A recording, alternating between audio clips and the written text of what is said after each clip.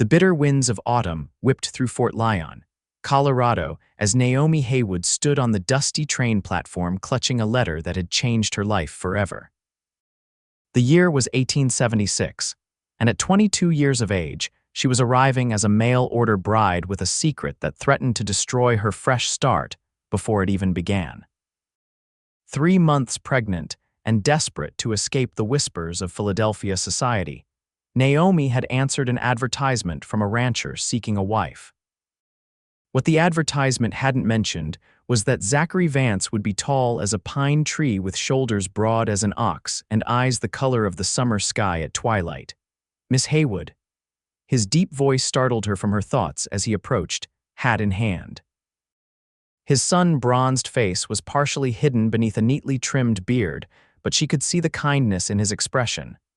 "Mr. Vance," she replied, offering a trembling hand. "I appreciate you meeting me. Wouldn't be proper to let my future wife find her own way to the ranch." He smiled, and for a moment, Naomi's guilt threatened to overwhelm her. Zachary loaded her trunk onto his wagon, helping her up with a gentle hand that belied his strength.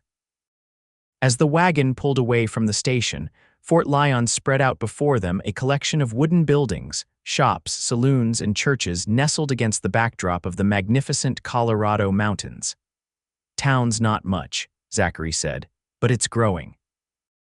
Got itself a proper doctor now, schoolhouse too, a doctor."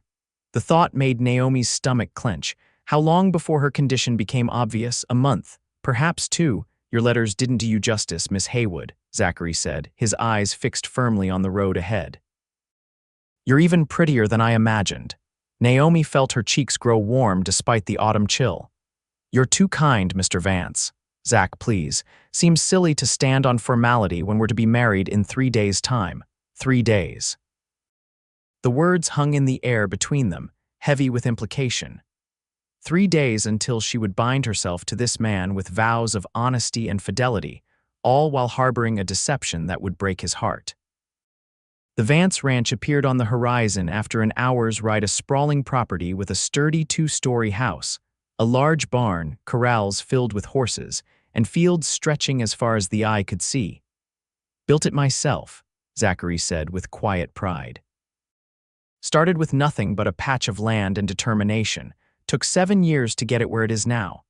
"It's beautiful," Naomi whispered, and she meant it. After the crowded streets of Philadelphia, the open spaces and majestic mountains filled her with awe. Mrs. Miller's waiting at the house. "She'll be helping out until the wedding, keeping everything proper-like." Naomi nodded, relieved there would be a chaperone. Perhaps it would give her time to find the courage to tell Zachary the truth. Mrs. Miller proved to be a round, cheerful woman with graying hair and keen eyes that missed nothing. She showed Naomi to a bright bedroom on the 2nd floor with handmade curtains and a fresh quilt on the bed. "Mr. Vance had this room done special for you," Mrs. Miller explained.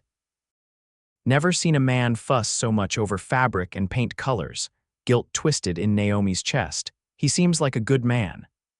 "One of the best in these parts," Mrs. Miller agreed. "Respected by everyone who knows him. Not like some of these frontier men, all rough edges and whiskey breath. Zachary Vance is a gentleman through and through." That night at dinner, Naomi learned more about her future husband. How he'd come west at 18, worked cattle drives before saving enough to stake his claim, survived harsh winters and bandit attacks to build his ranch into one of the most successful in the territory. "What brought you to answer my advertisement?" Zachary asked as they sat on the porch after supper, Mrs. Miller knitting discreetly nearby. Naomi had prepared for this question, but the lie still tasted bitter on her tongue. "After my parents died last year, I found myself alone. The family home went to pay debts. I worked as a seamstress, but the life ahead seemed so empty." It wasn't entirely false. Her parents had died, leaving her to the care of an uncle who viewed her as nothing more than a burden.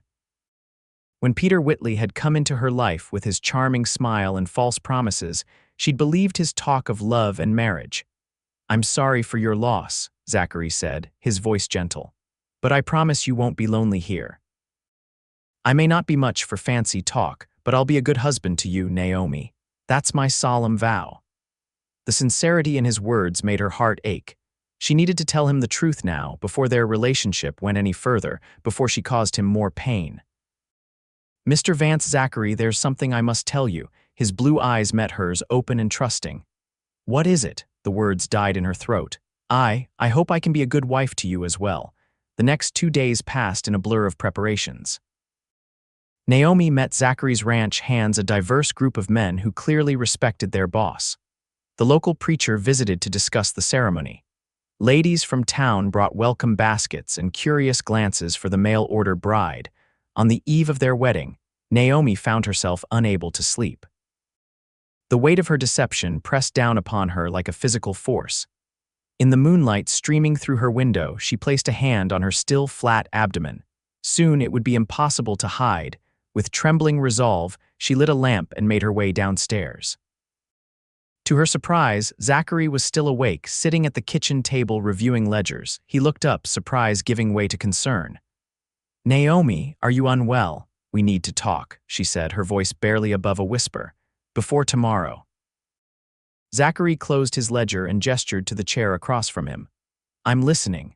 Naomi sat, her hands clasped so tightly her knuckles turned white. "The things I told you about myself weren't entirely truthful." His expression remained open, patient. "Go on." "My parents did die, and I did work as a seamstress, but that's not why I answered your advertisement." The words tumbled out in a rush. "I answered because I needed to leave Philadelphia, because I'm with child." The silence that followed seemed to stretch for an eternity. Zachary's face remained unreadable, though his knuckles whitened where they rested on the table. "I understand if you want to cancel the wedding," Naomi continued, her voice breaking. "If you want me to leave tomorrow, I wouldn't blame you. I've deceived you, and for that, I am truly sorry." "The father?" Zachary asked, his voice controlled. "A man who promised me marriage, then disappeared when he learned of my condition." Naomi couldn't meet his eyes. "I have nothing to offer but damaged goods. Look at me, Naomi." Reluctantly, she raised her eyes to his. "You're not damaged goods. You're a woman who was wronged by a man who didn't deserve you." Zachary's voice was firm but gentle. "As for the child, well, love doesn't count who came first. That baby is innocent in all this." Hope flickered in Naomi's chest, so fragile she was afraid to acknowledge it. "You still want to marry me, even knowing this. I made you a promise." Zachary reached across the table, his large, calloused hand covering hers. "I aim to keep it, unless you've changed your mind about marrying me." Tears spilled down Naomi's cheeks. "No, I haven't changed my mind, but are you certain? People will talk when they realize. Let them talk." Zachary's jaw set in a determined line. "This territory's full of men who have done far worse than taken a woman in need and a child who deserves a name." The next morning, Naomi Haywood became Naomi Vance in a simple ceremony at Fort Lyon's small church. The bride wore a blue dress that matched her eyes, and if anyone noticed the absence of family members on either side, they were polite enough not to mention it. Their wedding night brought a new kind of nervousness. Zachary had been clear he would be a husband to her in every way, but only when she was ready. "I won't rush you," he said as they stood awkwardly in the bedroom they now shared. "We have time to get to know each other proper." Relief flooded through Naomi. "Thank you." As winter descended on Colorado, Naomi found herself settling into life at the ranch. She learned to cook on a wood stove, to manage a household budget, to ride the gentle mare Zachary had given her as a wedding present. And each night, she and her husband talked about his dreams for the ranch, about her life in Philadelphia, about the books they both enjoyed reading. They slept side by side, not touching except for the occasional brush of hands in the darkness. Zachary never pushed for more, though sometimes Naomi would catch him looking at her with a hunger that made her breath catch. By December, her condition was becoming noticeable. The women of Fort Lyon, after initial whispers behind raised hands, rallied around her with advice and hand-me-down baby clothes. "You've got yourself a good man there," Mrs. Thompson, the general store owner's wife, told her during a quilting circle. "Not many would do what Zachary's doing."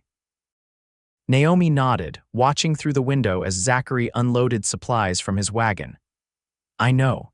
Question is," Mrs. Thompson continued, her needle flashing in the lamplight, "do you appreciate him for it? The words stung, but Naomi recognized their truth.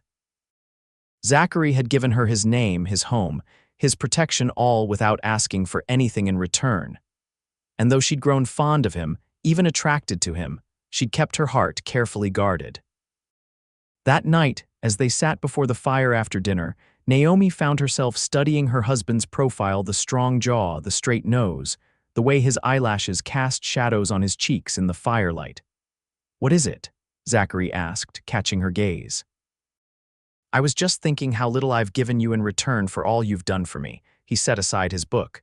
"You don't owe me anything, Naomi, don't I?" She moved to sit beside him on the sofa. "You've given me your name, your protection, your home. You've accepted another man's child as your own." "I don't want your gratitude," Zachary said, his voice rough with emotion. "Not if that's all you have to offer." Naomi reached for his hand, placing it against her rounded belly. "It's not all I have to offer. I'm beginning to think my heart might be involved as well." The baby chose that moment to kick a strong, definitive movement against Zachary's palm. His eyes widened in wonder. "Was that?" Naomi nodded, smiling through tears. "Yes, I think he or she is saying hello to their father." Something broke open between them that night. Zachary followed her to bed with new purpose in his eyes, and when he kissed her, really kissed her, for the first time Naomi felt herself responding with a passion that surprised them both. "Are you sure?" he whispered against her lips. "I don't want to hurt you or the baby." "You won't," she assured him, guiding his hands to her body with newfound boldness.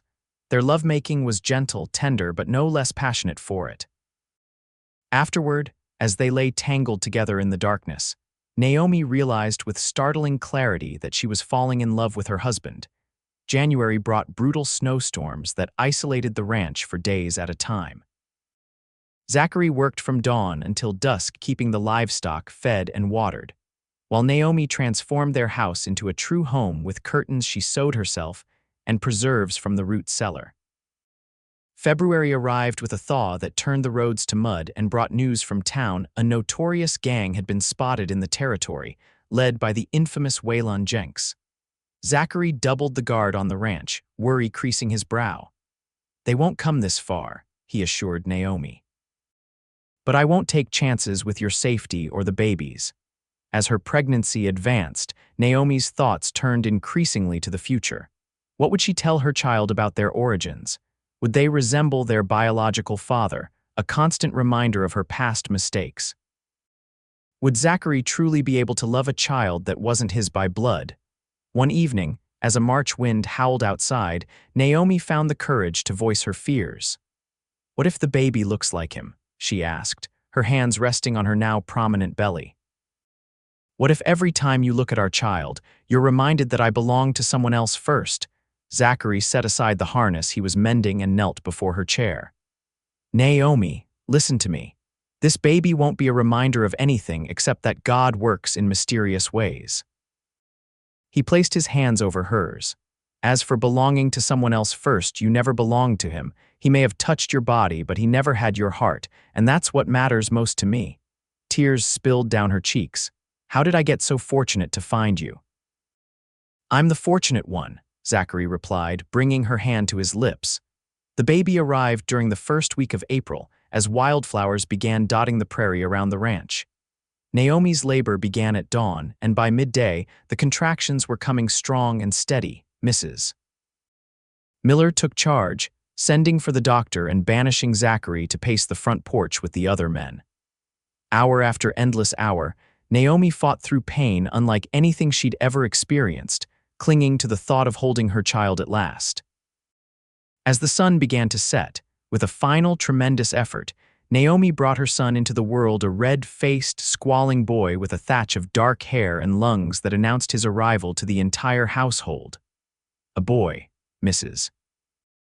Miller declared, cleaning and swaddling the infant before placing him in Naomi's exhausted arms. "And a fine one at that." Zachary was allowed in moments later, his face pale with worry until he saw Naomi holding their child. He crossed the room in 3 long strides, dropping to his knees beside the bed. "He's perfect," Zachary whispered, gently touching the baby's tiny fingers, "just like his mother." Naomi studied her son's face, searching for traces of Peter Whitley, but found only a perfect little person with a button nose and rosebud mouth. "Would you like to hold your son?" The reverence with which Zachary accepted the baby brought fresh tears to Naomi's eyes. This man, who had no obligation to either of them, looked at her child with the pure, unconditional love of a father. "What shall we name him?" Zachary asked, not taking his eyes off the tiny face. They had discussed names, but now, seeing her husband and son together, Naomi knew there was only one choice. "Samuel, after your father, Samuel Zachary Vance." Zachary's eyes glistened with unshed tears. "Are you certain?" "I've never been more certain of anything in my life." The next few weeks passed in a blur of midnight feedings, diaper changes, and the unique exhaustion that comes with caring for a newborn. Zachary proved to be an enthusiastic, if sometimes clumsy, father, getting up with the baby when Naomi was too tired, walking the floor with a colicky Samuel in the wee hours, proudly showing off his son to every visitor who came to the ranch. One afternoon, as Naomi nursed Samuel in the rocking chair by their bedroom window, Zachary came in from the fields earlier than expected. His expression was grave. "What is it?" she asked, immediately concerned. "Jenks and his gang. They hit the Anderson place last night. Took everything of value, burned the rest." Fear clutched at Naomi's heart. The Anderson ranch was less than 20 miles away. "Were they hurt?" "Mr. Anderson took a bullet in the shoulder, but he'll live. Mrs. Anderson and the children hid in the root cellar." Zachary ran a hand through his hair. "Sheriff's putting together a posse. I've volunteered." "No," the word burst from Naomi's lips before she could stop it. "Zachary, please, these men are killers." "They're headed this way, Naomi. If we don't stop them, every ranch in the territory is at risk." He knelt before her, taking her free hand. "I need you and Samuel to go to town, stay with Mrs. Miller until this is over." "I can't lose you," Naomi whispered, the very thought sending cold terror through her veins. "You won't." Zachary's voice was firm. "I've got too much to live for now." The next morning, Naomi found herself in Mrs. Miller's snug house in town, watching through the window as the posse gathered in front of the sheriff's office. Zachary stood tall among them, checking the action on his rifle, his face set in determined lines. Before they rode out, he came to say goodbye, kissing Samuel's forehead and then Naomi's lips with a passion that spoke of promises to keep. "I love you," she said, the words she'd been holding back for months finally finding voice. "Come back to us." His eyes lit with joy despite the gravity of the moment. "I love you too, Naomi Vance.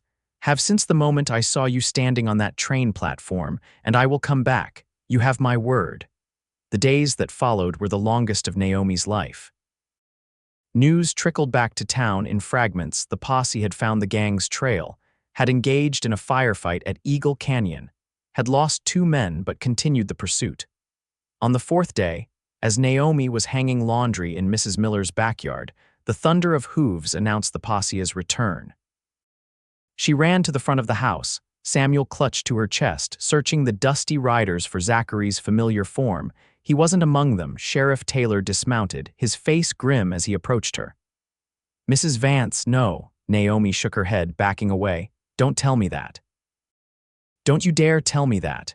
"Your husband's alive, madam," the sheriff said quickly, "but he's been hurt. Doc's tending to him now." Naomi rushed to the doctor's office, her heart pounding in her ears. The scene inside nearly brought her to her knees, Zachary lying pale and still on the examination table, his shirt cut away to reveal a blood-soaked bandage around his chest.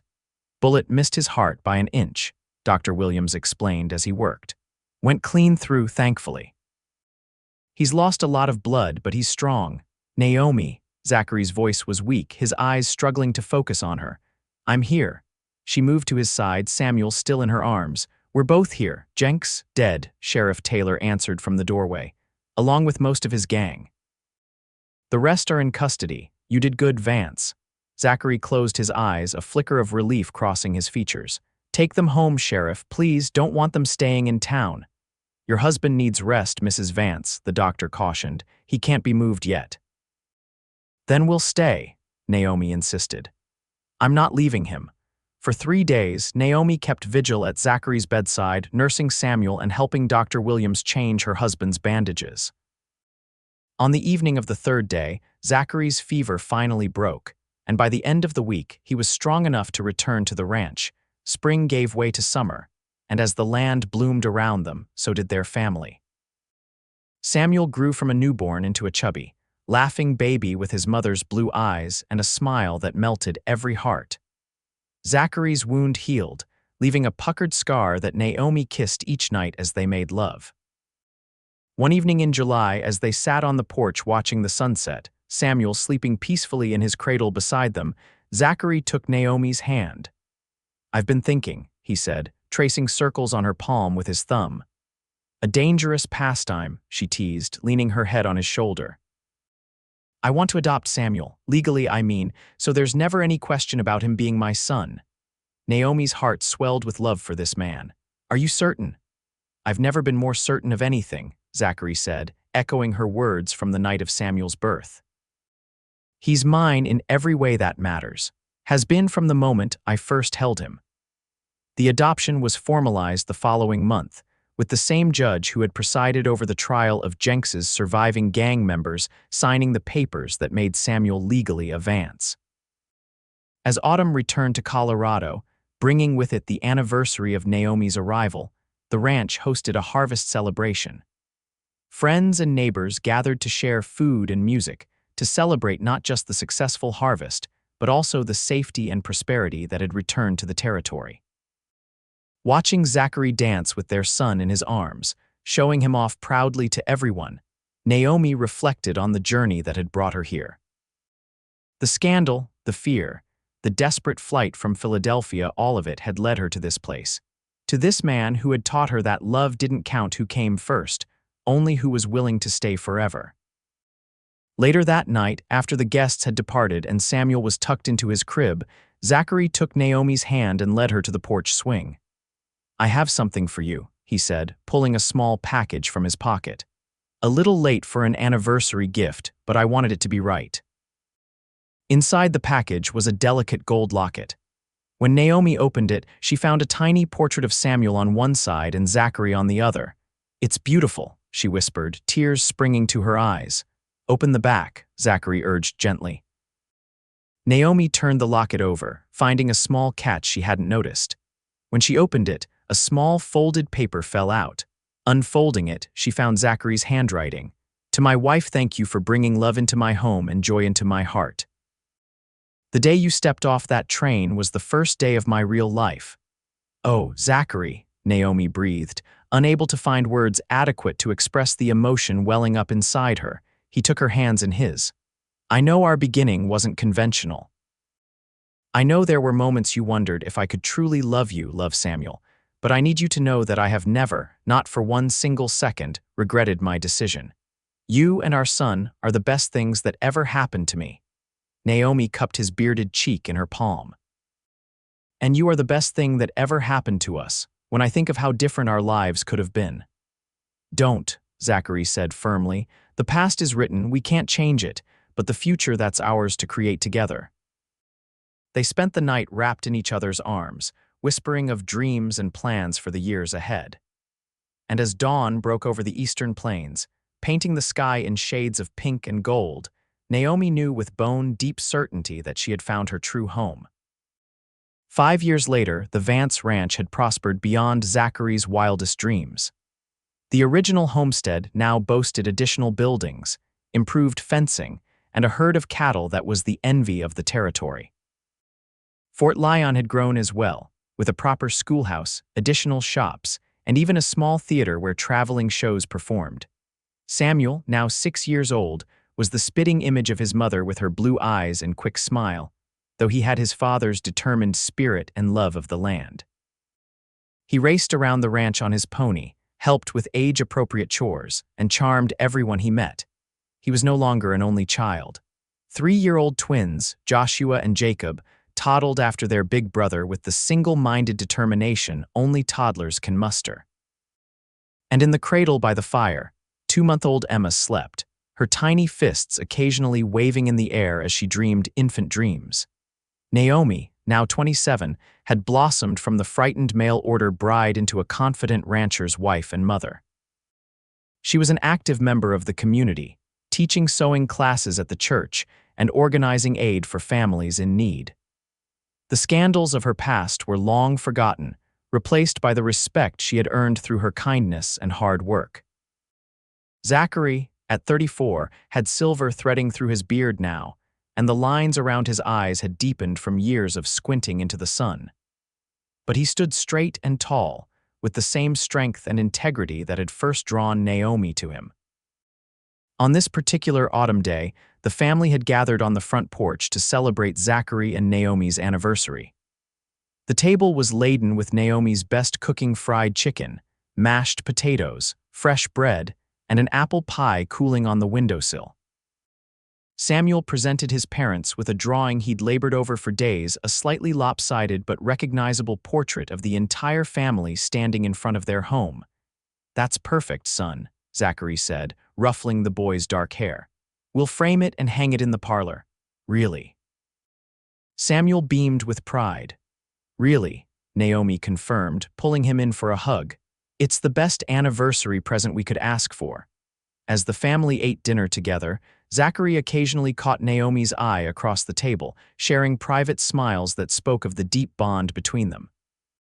The journey hadn't always been easy. There had been droughts and blizzards, illness and injury, the normal trials of raising children. But through it all, their love had not just endured but grown stronger.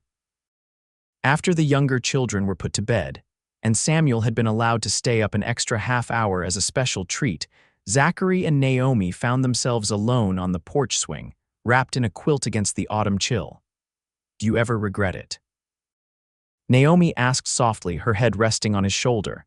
"Taking on another man's child, taking on me with all my baggage." Zachary turned to face her, his expression serious.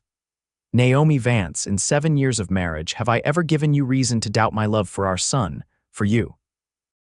"No," she admitted, "not once." "Then why ask such a question?" Naomi sighed. "I received a letter yesterday from Philadelphia." Zachary's arm tightened around her. "Peter Whitley, his sister, actually. It seems he's died consumption. She thought I should know." Naomi twisted her wedding ring, a nervous habit she'd never quite overcome. "She mentioned that he'd spoken of me near the end, wondered about the child. And how does that make you feel? Sad, I suppose. Not for myself, but for him. He missed so much Samuel's first steps, first words. The person he's becoming." She looked up at her husband. "But mostly I feel grateful. Grateful that Samuel has you for a father, a real father who loves him, teaches him, shows him what a good man should be." Zachary kissed her forehead. "Samuel is my son in every way that matters." "Blood doesn't make a family, Naomi. Love does. And there's never been a day I didn't love that boy with my whole heart." "I know," Naomi whispered. "I've seen it every day since he was born." They sat in comfortable silence for a while, listening to the night sounds of the ranch horses nickering in the barn, the distant howl of a coyote, the creak of the swing beneath them. "I have something for you," Zachary said eventually, reaching into his pocket. "An anniversary gift." He handed her a small wooden box carved with intricate designs. Inside, Naomi found a deed. "What's this?" she asked, scanning the legal document. "The old Pearson place, adjacent to our northern boundary." Zachary's eyes gleamed with excitement. 300 acres with good water access and grazing land. I've been negotiating for it all summer." "But why? We already have more land than we can work." "Not for us," Zachary explained. "For Samuel, when he's grown, a place of his own to start with but connected to the main ranch. And I'll do the same for each of the children as they come of age." Tears filled Naomi's eyes. "You're building a legacy for them all, equally." "They're all Vances," Zachary said simply. "No distinctions, no differences, just our children with equal claims to everything we've built." Naomi traced the lines of the deed with her fingertip. "He was only 3 weeks old when you first held him, but you loved him immediately. I saw it in your eyes." "How could I not?" Zachary smiled at the memory. "He was part of you, and from that first moment, he became part of me too." The night deepened around them, stars appearing one by one in the vast Colorado sky. In the distance, a rider approached, likely one of the ranch hands returning from town. "We should go in," Naomi said, though she made no move to rise. "It's getting cold." "In a minute," Zachary replied, drawing her closer. I'm not quite ready to end our anniversary celebration." The rider drew closer, and as he came into view by the light spilling from the house windows, Naomi realized it was Thomas, their foreman. "Mr. Vance," Thomas called, reining in his horse. "Sorry to disturb you and the missus, but there's news from town." Zachary rose, instantly alert. "What is it, Thomas?" New family arrived on the afternoon stage, mother with 4 young children, no husband to speak of. "Sheriff thought you might want to know. Seems they're in dire straits, and the woman's about to have another baby any day now." Naomi and Zachary exchanged a glance, a world of understanding passing between them without words. "Have Mrs. Miller prepare the old cabin by the creek," Zachary instructed. "And tell the sheriff we'll be in town first thing tomorrow to offer assistance." As Thomas rode off to carry out the instructions, Naomi squeezed her husband's hand. "Another family that needs help beginning again." "Like someone else I once knew," Zachary said with a gentle smile. "Seems fitting, don't you think? To pass on the same chance we were given." Naomi nodded, her heart full to bursting with love for this man who had taught her the true meaning of family. "Love doesn't count who came first," she murmured, echoing the words that had changed her life. "No," Zachary agreed, pulling her close for a kiss that promised many more years of happiness to come. "It only matters who stays forever." As they walked hand in hand back into the warmth of their home, the home they had built together through love, sacrifice, and unwavering commitment, Naomi reflected on the journey that had brought them here. From a frightened, pregnant mail order bride to the beloved wife of a man whose capacity for love knew no bounds, her life had transformed in ways she could never have imagined. And as she checked on each sleeping child, Samuel with his mother's eyes, the twins with their father's stubborn chin, baby Emma with her perfect rosebud mouth, Naomi knew with absolute certainty that the family they had created transcended blood and biology. It was built on something far stronger, the choice to love, completely and without reservation. Outside, the wind picked up, rattling the windows and carrying the promise of the changing season. But inside the Vance home, all was warmth and security, the future stretching before them like the vast Colorado prairie full of promise, opportunity, and endless love.